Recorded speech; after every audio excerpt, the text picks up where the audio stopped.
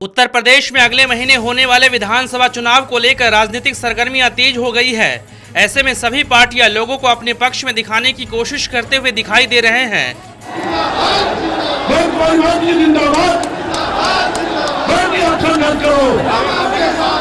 सपा एक तरफ जहां सड़कों पर बार बालाओं का डांस करवाकर भीड़ जमा कर रही है, तो दूसरी तरफ मोदी की पार्टी बीजेपी लोगों को लालच प्रलोभन देकर रैली में बुला रही है।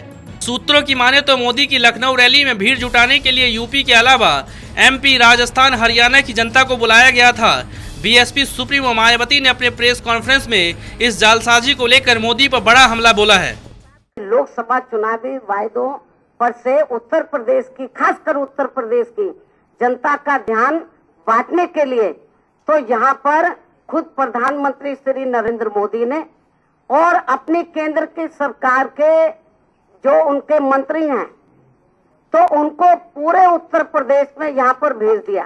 बोरी बिस्तरा लेके आप चले जाओ, तुम्हारे मंत्रालय में पैसे की व्यवस्था हो या ना हो, बजट का प्रावधान हो या ना हो, लेकिन आप लोग बड़े पैमाने पर थोक के भाव शिलान्यास और घोषणाएं आदि कर दो।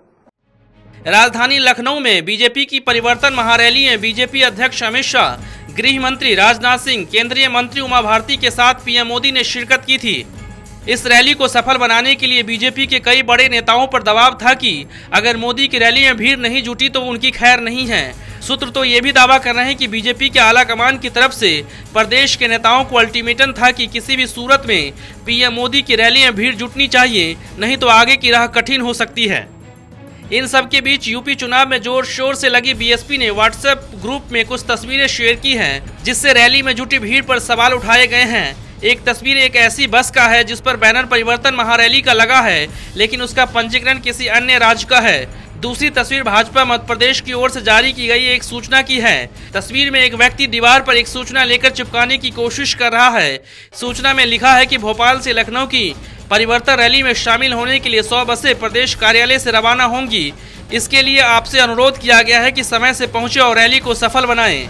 एक तरफ जहां नोटबंदी के बाद लोगों के पास खाने तक के पैसे नहीं हैं, तो दूसरी तरफ बीजेपी रैली में जनसैलाब दिखाने के चक्कर में पैसे और संसाधन का गलत इस्तेमाल कर खुद को बेहतर बनाने में जुटी है। Bureau report, national Dastak.